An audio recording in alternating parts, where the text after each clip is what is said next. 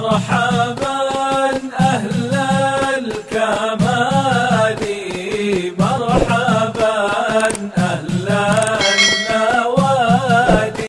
Imam Bukhari pernah menghapus satu hadis yang telah beliau dapat, padahal para periwayatnya seluruhnya menurut beliau thiqat, kuat, terpercaya, soleh, hafalannya kuat, orang Islam, kemudian terpercaya, kemudian ahli ibadah, kemudian tidak pernah bohong. Semua standar ini sudah terpenuhi. Maka Imam Bukhari memasukkan hadis tersebut di dalam kitabnya. Ternyata ketika sudah ditulis di dalam kitabnya, dia pulang, kebetulan lintas di rumah orang yang meriwayatkan hadis tersebut. Ternyata orang tersebut sedang makan di pinggir jalan di tempat yang terbuka, kemudian makannya dalam posisi berdiri. Makan posisi berdiri. Maka ini kan kontradiksi dengan sunnah Nabi Muhammad SAW. Apa yang dilakukan? Padahal orang tersebut orang soleh, ahli ibadah, punya intelektual, kecerdasan, hafalannya kuat, tapi dihapus oleh Imam Bukhari. Kenapa? Karena tidak bisa menjaga kehormatan ilmu agama. Dihapus sama Imam Bukhari. Oh, nggak bisa dicoret, nggak bisa jaga mura'ah. Makanya itu namanya akhlak, mura'ah, menjaga kehormatan diri. Kemudian arti lainnya akhlak adalah al-'adah, kebiasaan. Jadi kebiasaan yang kita lakukan sehari-hari itu namanya akhlak. Kalau kebiasaannya baik dalam perspektif agama namanya husnul khuluq. Kebiasaannya baik dalam perspektif kebangsaan namanya moral. Kebiasaannya baik dalam perspektif kesukuan namanya adab. Adab. Nah, akhlak universal. Kalau sudah berakhlak dengan perspektif agama, maka dia akan masuk kepada adab, kepada moral, kepada tradisi yang baik, semua masuk di dalam akhlak. Tapi kalau adab dan moral belum tentu masuk kepada akhlak yang baik. Contoh, ya ini saya alami sendiri. Ketika ada di Hadramaut di Yaman tahun 2006, permisinya orang Indonesia, permisi, siloloa, tabea, alternatif. Ya mirip-mirip kalau Indonesia. Tapi kalau permisinya orang-orang Badui yang ada di Yaman, orang-orang Badui yang tinggalnya di pedalaman padang pasir, permisinya dorong kepala. Bagi mereka adab, bagi kita kurang ajar. Lagi duduk ya begitu, kepala kita didorong ke kanan ke kiri, sampai kadang-kadang kopiah terlepas. Bagi mereka sopan, tapi bagi kita tidak sopan. Kenapa berbeda? Karena adab sesuai dengan tempat tinggal. Nilai kebaikan standarnya berlaku sesuai dengan tempat tinggal. Tapi kalau akhlak yang baik dibawa oleh Nabi Muhammad SAW, kemanapun kita berada pasti baik. Kenapa? Karena yang mengajarkan adab dan akhlak kepada Nabi yang menciptakan manusia. Adabani Rabbi fa ahsana ta'dibi, kata Nabi. Yang mendidik saya Allah, maka Allah mendidik saya dengan pendidikan terbaik, kata Rasulullah sallallahu alaihi wasallam. Nah, ini 3. Makna berikutnya sajiyah. Akhlak artinya sajiyah. Sajiyah artinya perangai. Perangai. Perangai ini di dalam kitab Lisanul Arab, seorang pakar bahasa Arab namanya Ibnu Manzur punya kitab namanya Lisanul Arab, mengatakan perangai itu adalah tabi'ah. Bahasa Indonesia tabiat. Jadi sudah jadi watak, ya. Sudah watak karakter. Itu arti akhlak yang keempat. Arti akhlak yang kelima adab. tadi sopan santun. Nah inilah secara bahasa. Adapun secara definisinya, kita lihat para ahli menjelaskan. Di antaranya yang pakar dalam bidang akhlak ini adalah, salah satunya adalah Imam Al-Ghazali. Ya, Al-Imam Al-Ghazali ini seorang ulama multitalenta. Bahkan dikatakan sebagai orang yang jenius. Beliau punya kitab tentang akhlak, di antaranya Ihya Ulumuddin, Minhajul Abidin, Kimia Sa'adah. Banyak karya beliau tentang akhlak yang berkaitan dengan ilmu tasawuf.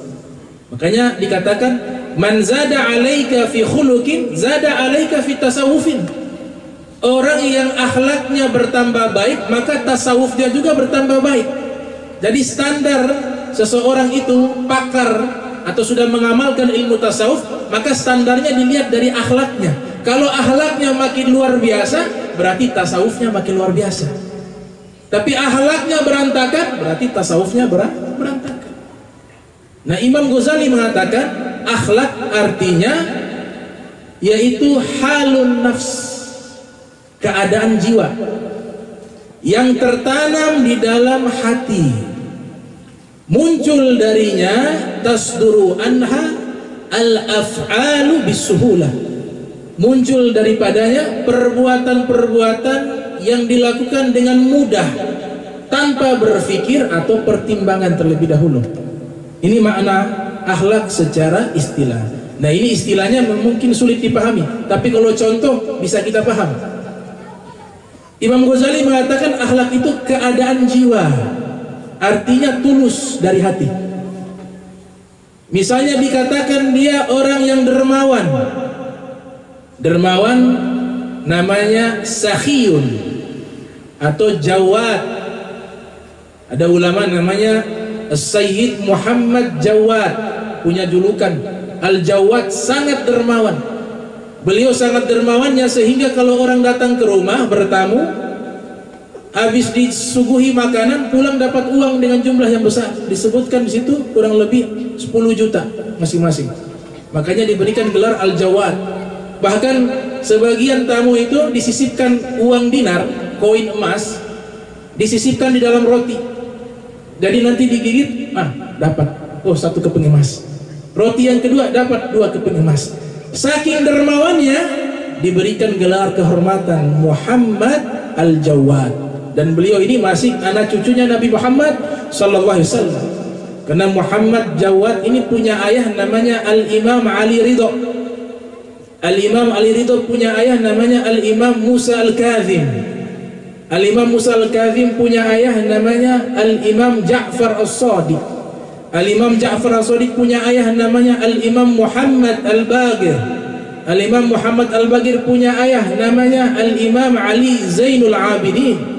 Al-Imam Ali Zainul Abidin ayahnya namanya Al-Imam Al-Husain. Al-Imam Husain ayahnya adalah Al-Imam Ali bin Abi Talib. Istrinya adalah Sayyidah Fatimah Az-Zahra bintu Rasulillah sallallahu alaihi wasallam.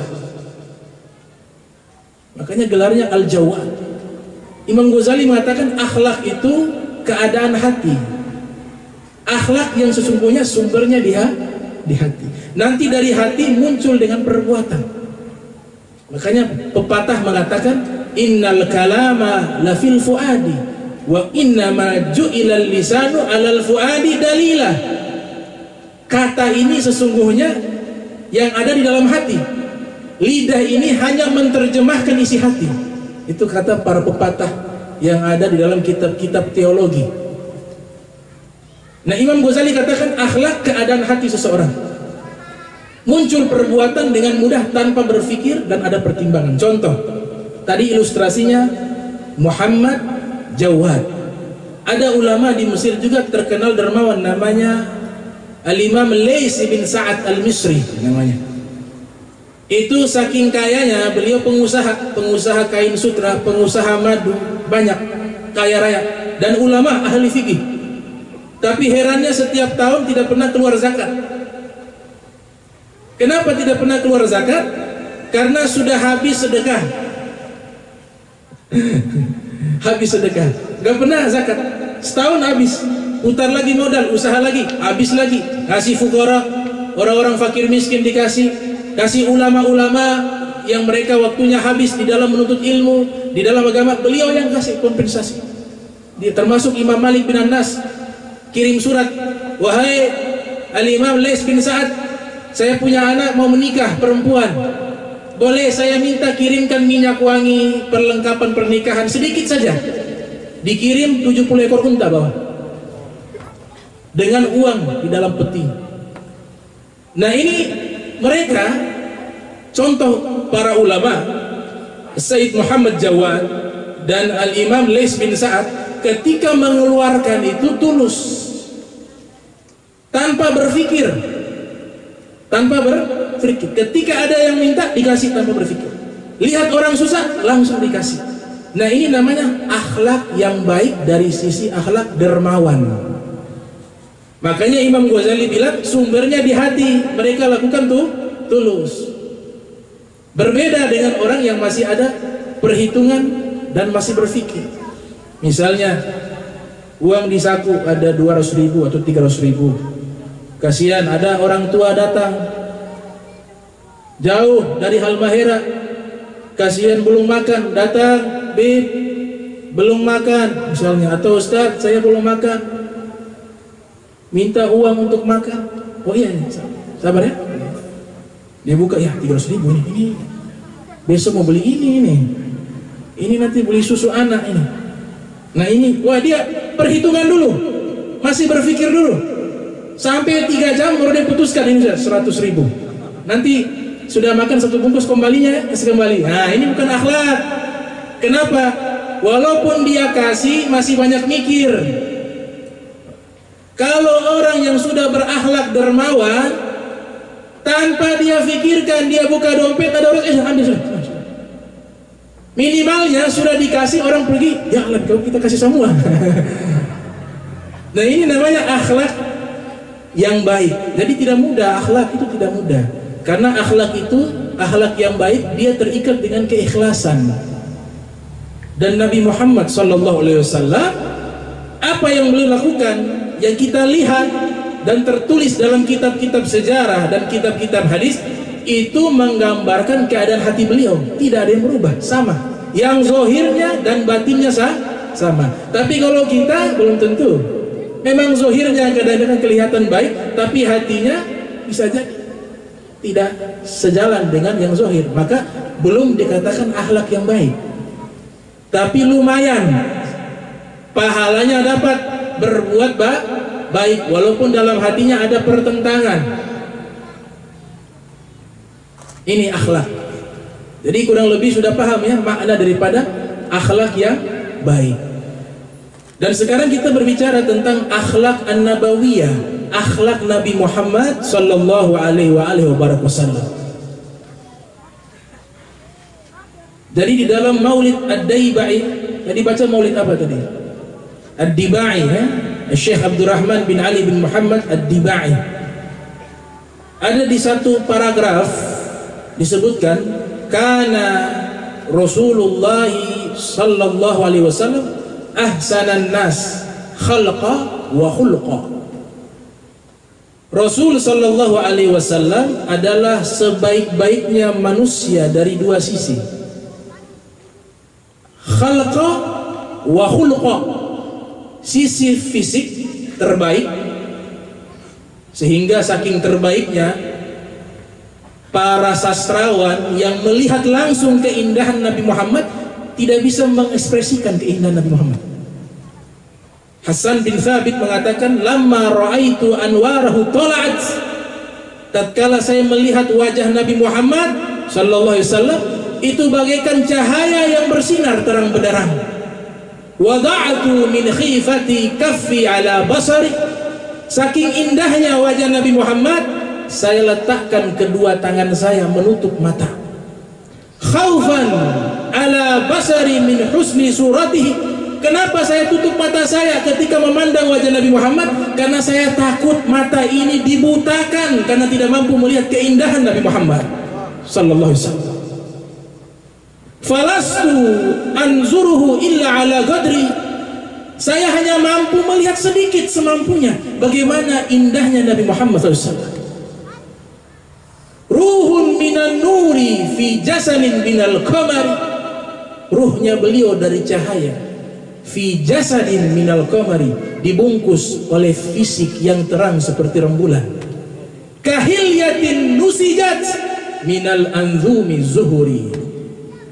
Beliau bagaikan perhiasan yang paling mewah dan paling indah, ditenun dengan bintang-bintang yang berkelap-kelip. Ini bahasa tidak mampu menggambarkan bagaimana sih fisiknya Nabi, indahnya itu seperti apa, tidak mampu, sehingga bahasa yang keluar seperti itu. Sallallahu alaihi wasallam. Kemudian wa khulqa, Nabi juga terbaik dari sisi akhlak. Wa khulqa.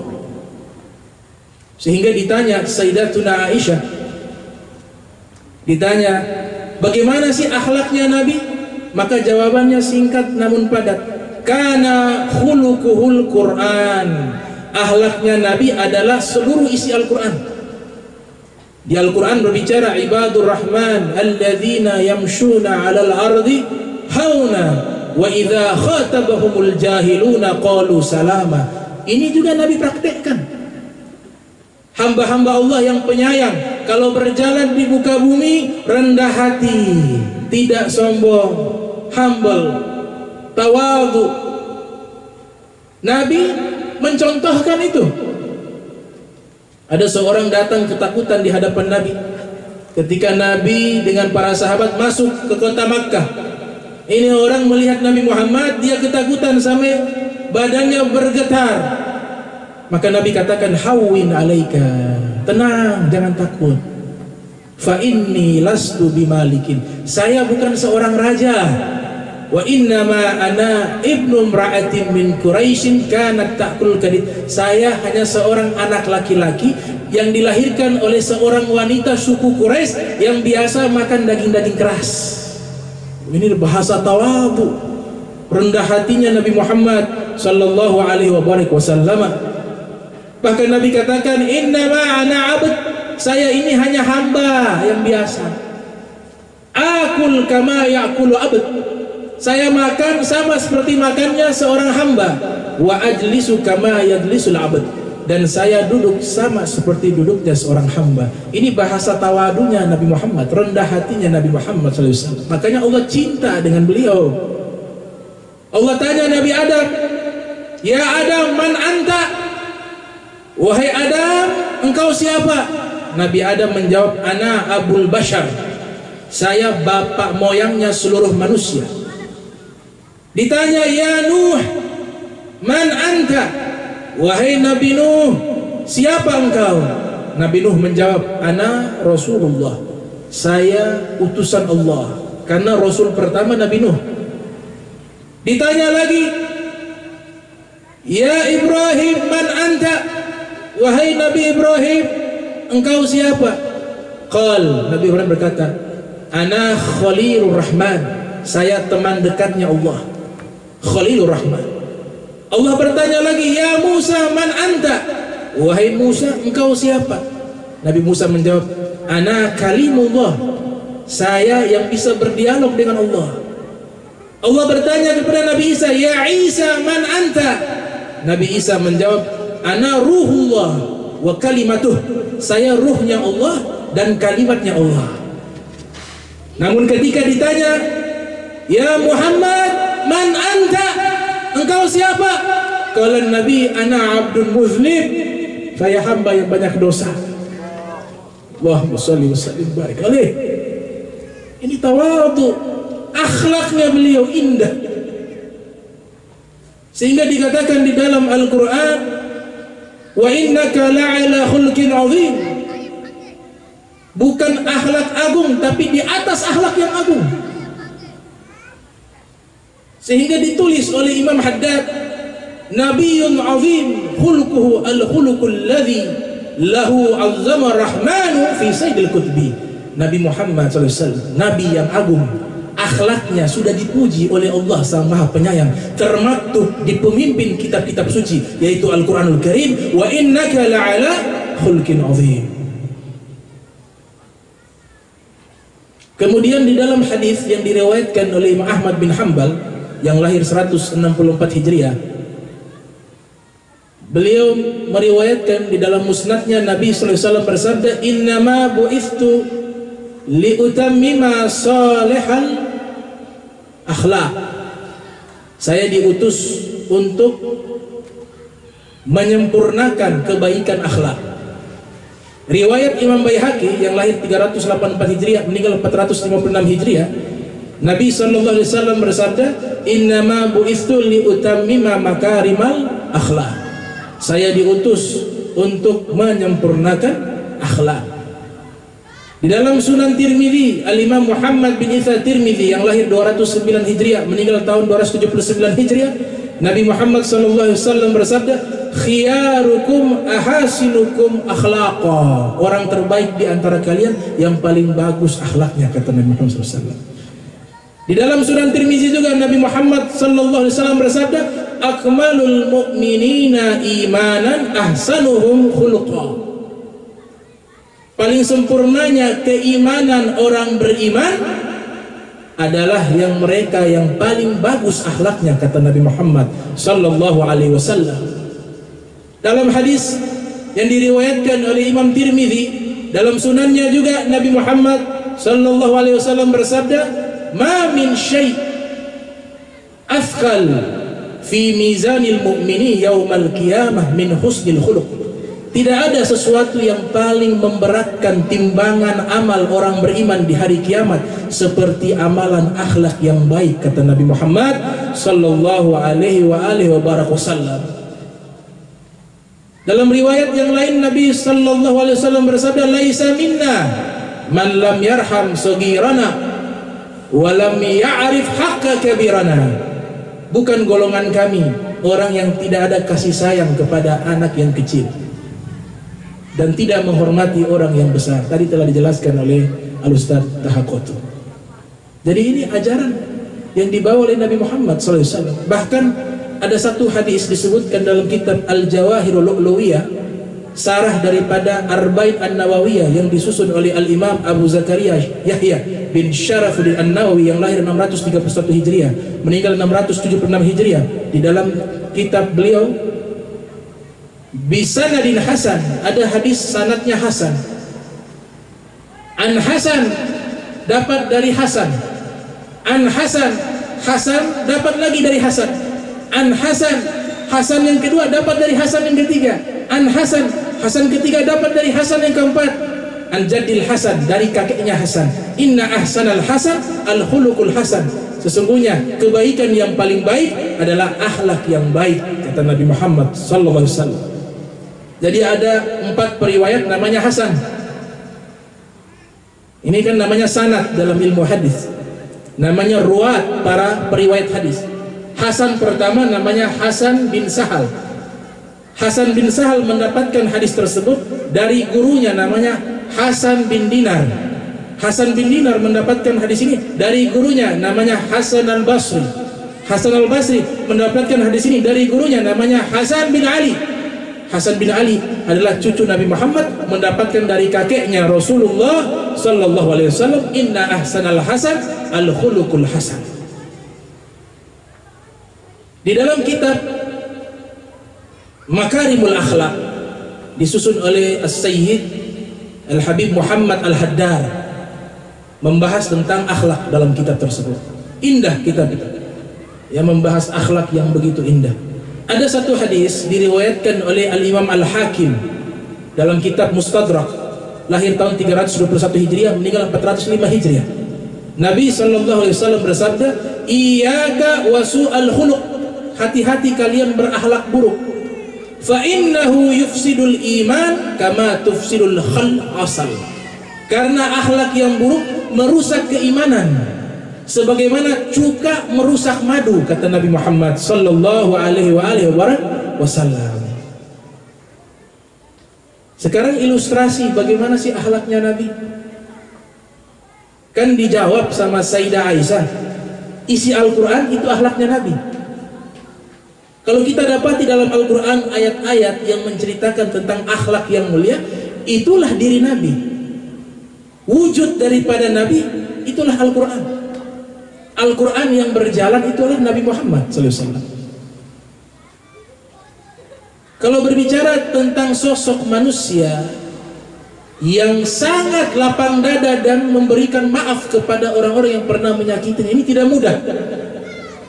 Kalangan para sufi mengatakan, diantaranya Sahal Tustari, seorang sufi, disebutkan dalam kitab Hilyatul Awliya wa Tabaqatul Asfiya yang disusun oleh Al-Imam Abu Naim Asbahani, juga disebutkan oleh Al-Imam Muhammad bin Ahmad Al-Zahabi yang lahir 673 Hijriah, meninggal tahun 748 Hijriah, dalam kitabnya Syiaru A'lami Nubala, meriwayatkan satu hadis dari Nabi Muhammad, bagaimana Nabi Muhammad berlapang dada memaafkan. Sehingga di situ ada komentar dari Sahal Tustari yang lahir tahun 200 Hijriah, meninggal 283 Hijriah, seorang sufi, seorang wali, seorang soleh, seorang abid, namanya Al-Imam Sahal Tustari rahimahullah. Ditanya, wahai Sahal Tustari, akhlak yang baik itu seperti apa? Ini standarnya para sufi ya, standarnya para sufi. Kata Imam Sahal, adnahu ini minimal, bukan maksimal. Minimal akhlak yang baik yang pertama al-ihtimal, sabar. Di dalam bahasa Arab, sabar punya beberapa redaksi kata. Ada namanya sobrun. Sobrun namanya sabar. Biasa berkaitan tentang musibah. Ada musibah, sabar. Berkaitan tentang proses belajar yang sulit, harus sabar. As-sabru kasibrin, pepatah Arab mengatakan sabar seperti madu yang pahit. Murrun fi madzaqatihi, awalnya pahit ketika dicicipi, tapi awaqibu ahla minal asal, tapi akhirnya lebih manis dari madu. Itu pepatah mengatakan. Nah, kalau ihtimal artinya sabar, tapi beda konteksnya. Kalau sabrun ini sabarnya satu pihak, dia sendiri. Ada musibah ya dia sabar. Dia belajar susah, dia sabar. Ini belajar juga yang sungguh-sungguh, sabar. Puluhan tahun, tidur juga sedikit. 3 jam, 4 jam tidur satu hari, 4 tahun, 3 tahun. Butuh kesabaran. Tapi kalau ihtimal, sabarnya dua pihak. Ada yang ganggu, dia sabar. Itu namanya ihtimal. Kata Al-Imam Sahal Tustari, minimal akhlak yang baik, paling minimal al-ihtimal, sabar. Kalau ada orang ganggu tidak dibalas. Ini dicontohkan oleh Nabi Muhammad SAW. Nabi Muhammad SAW punya riwayat kisah yang sangat banyak tentang al-ihtimal, kesabaran menahan gangguan orang. Jadi Nabi ini kan kalau berkaitan dengan pribadi beliau tidak pernah marah. Masalah duniawi gak pernah marah. Masalah pribadi tidak pernah marah. Makin dibuat emosi makin sabar itu Nabi Muhammad. Makanya orang bingung nih akhlaknya Nabi. Dalam kitab Taurat, kitab Injil menyebutkan salah satu sifat Nabi Muhammad SAW, yaitu ketika makin dibuat emosi dalam perkara dunia, justru makin sabar. Makanya pernah diceritakan, Nabi setiap kali lewat di satu gang di kota Madinah, karena waktu itu kota Madinah banyak juga orang Yahudi. Bisa dibayangkan akhlaknya Nabi Muhammad, dan ini sulit. Pantas kalau Allah mengatakan akhlaknya di atas keagungan, tapi kita mengikuti sekian persen saja, itu sudah alhamdulillah dari akhlaknya Nabi Muhammad. Kalau ikut secara keseluruhan 100% tidak mungkin, gak ada yang mampu, gak bisa. Ini akhlak langit, kita akhlak bumi, beda. Ini satu ilustrasi. Nabi lewat di satu gang. Gang itu banyak orang Yahudi. Ada satu nenek yang sudah tua. Kalau lihat Nabi Muhammad lewat, dia ludah. Dia buang ludah kepada Nabi Muhammad. Nabi lewat setiap hari, dia ludah. Dan luar biasanya Rasulullah SAW, beliau dalam keadaan tersenyum, tidak marah. Nah, ada apa kita coba? Berani ludah harbata. Tapi Nabi Muhammad SAW akhlak samawiyah, al-akhlakun nabawiyah, akhlak langit, akhlak kenabian, gurunya Allah, mendidik dengan pendidikan yang tidak ada di bumi ini. Pendidikannya Nabi Muhammad SAW diikuti oleh murid-muridnya tercinta. Nanti saya sebutkan murid-muridnya yang tercinta juga memiliki akhlak yang luar biasa. Nabi setiap hari lewat ini nenek tua ludah, sampai sebagian sahabat mengatakan, ya Rasulullah, tidak usah lewat jalan itu lagi, karena sahabat lainnya marah. Nabi bilang, jangan ganggu itu nenek, biarkan dia ludah, tidak apa-apa. Lewat lagi, diludah lagi, dicaci maki, diludah, dicaci maki. Satu kali Nabi lewat, Nabi tunggu itu ludah, karena sudah terbiasa sering. Nabi lihat, gimana itu nenek yang biasa ludah. Justru Nabi bingung. Coba tanya tetangganya, ini nenek kemana? Subhanallah. Ditanya tetangganya, itu nenek di mana? Sampai tetangganya kenal, oh nenek yang biasa suka ludah itu kalau ada Muhammad lewat.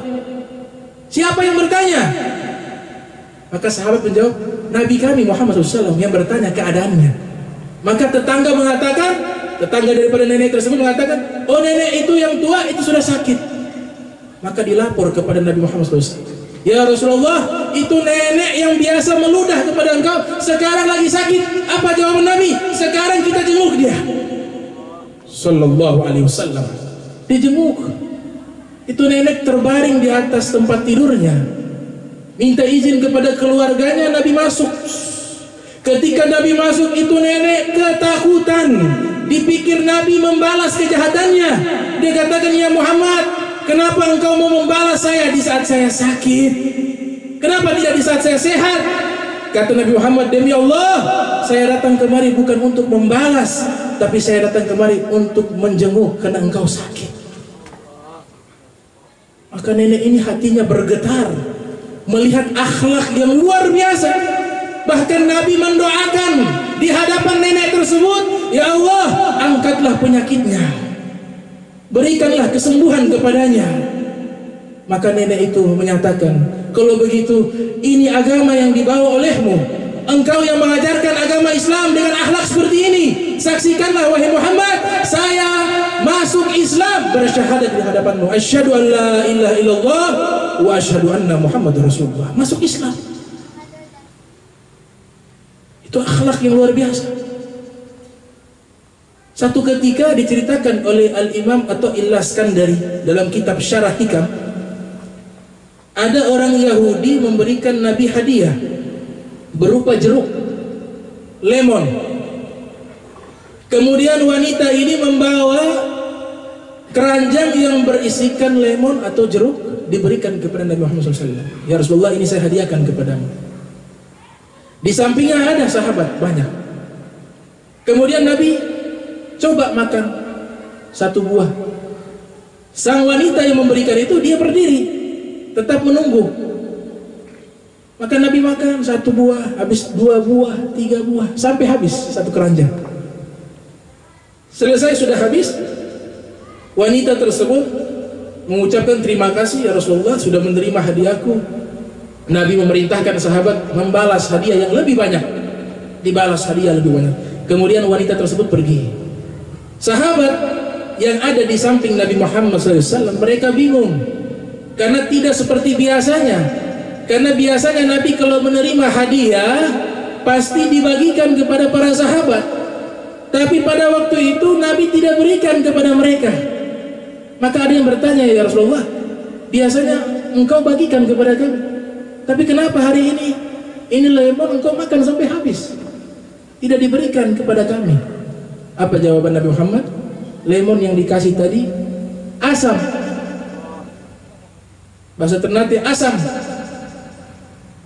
Saya takut ada di antara kalian makan, kemudian tidak mampu menahan rasa asam, maka muncul ekspresi wajah yang tidak enak, sehingga yang memberikan dia akan merasa sedih. Allahu Akbar. Dan yang kedua, ini kan tidak enak. Saya tidak mau memberikan kepada umatku sesuatu yang tidak enak. Yang tidak enak biar saya yang tanggung, kalian terima yang enak saja, kata Nabi Muhammad SAW. Wah, luar biasa. Luar biasa. Likullin nabiin da'watun mustajab. Semua para nabi diberikan doa mustajab. Seluruh para nabi menggunakan di dunia. Fa uridu an akhtabiya da'wati syafa'atan li ummati fil akhirah. Kalau saya tidak gunakan doa tersebut. Saya simpan di akhirat. Saya simpan di akhirat. 124.000 terkecuali Nabi Muhammad sudah menggunakan doa mustajab tersebut ketika hidup di dunia. Ada yang berdoa untuk dirinya, ada yang berdoa untuk keluarganya. Tapi Nabi Muhammad SAW tidak menggunakan doa tersebut. Minta kepada Allah doa tersebut diganti saja, disimpan di hari kiamat, di akhirat. Untuk siapa? Kata Nabi, itu doa saya simpan untuk umatku di akhirat.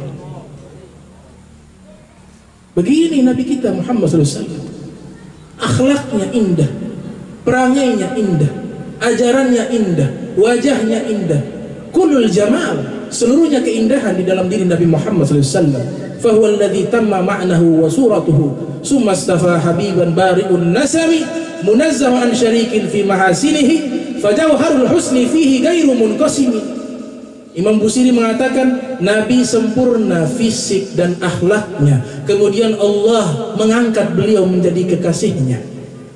Beliau terbebas dari segala kekurangan. Seluruh keindahan, esensi keindahan, seluruhnya berada di dalam diri Nabi Muhammad SAW. Nah, ini dari perspektif akhlak, al-akhlaqul karimah. Sekarang dengan politik. Jadi agama Islam ini, al-Islam ya'lu wa la yu'la alaih. Agama Islam ini tinggi dan paripurna. Al-yawma akmaltu lakum dinakum wa atmamtu alaikum ni'mati wa raditu lakum Islam Madinah. Sempurna agama Islam. Jadi semua ilmu, semua kehidupan, semua keadaan, semuanya ada dalam Islam. Politik juga demikian. Tadi kalau kita ingin mengetahui akhlak Nabi secara mendalam, ada kitab yang membahas tentang akhlak Nabi khusus. Jadi isinya membahas bagaimana akhlaknya Nabi Muhammad. Judul kitabnya Akhlakun Nabawi atau Akhlakun Nabi, disusun oleh Al-Imam Turtushi. Ada juga kitab namanya Akhlakun Nabi wa Adabuh, akhlaknya Nabi dan adab-adabnya Nabi Muhammad, disusun oleh Al-Imam Asbahani. Bisa dibeli itu kitab, bahasa Arab tapi bahasa Indonesia belum ada. Di situ dibahas bagaimana akhlaknya Nabi Muhammad sallallahu alaihi wasallam. Jadi akhlak kurang lebih seperti itu. Nah, sekarang politik ini asal katanya dari bahasa Yunani, artinya dari ke dan kewarganegaraan, namanya politik. Bahasa Yunani. Di dalam syariat Islam, politik artinya siasah. Makanya Imam Syafi'i, Muhammad bin Idris Asy-Syafi'i, yang lahir 150 Hijriah, meninggal 204 Hijriah, beliau mengatakan siyasatun nas asyaddu min siyasatid dawab. Mengatur manusia jauh lebih sulit daripada mengatur hewan, kata Imam Syafi'i rahimahullah. Mengatur manusia itu jauh lebih sulit daripada mengatur hewan. Nah, redaksi kata yang digunakan oleh Al-Imam Muhammad bin Idris Asy-Syafi'i yaitu siasat. Siasat inilah digunakan sebagai politik dalam bahasa Arab. Siasat. Ada beberapa kitab membahas tentang politik Islam. Di tahun 213 Hijriah lahir seorang ulama namanya Al-Imam Ibnu Qutaybah, meninggal tahun 276 Hijriah. Beliau punya kitab tentang politik Islam, namanya Al-Imamatu Was-Siyasah, pemerintahan dan politik. Jadi orang-orang Barat, orang-orang Eropa belum mengenal politik, orang Islam sudah mengenal politik.